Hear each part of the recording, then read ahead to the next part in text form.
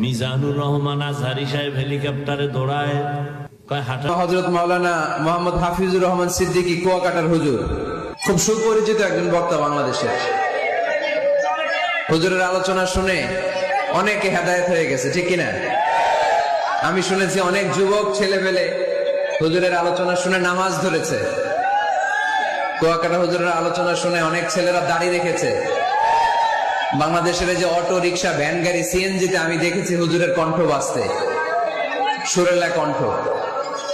তো আমরা হুজুরের জন্য দোয়া করি, হুজুর যেন সহি সালামতে আগামীকাল আসতে পারে। হুজুর জীবনে যে খেদমত করেছেন কোরআন সুন্নাহর, আল্লাহ যেন কবুল করে নেয়।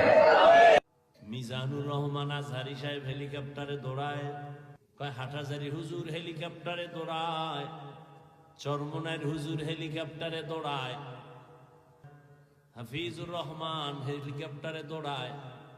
এত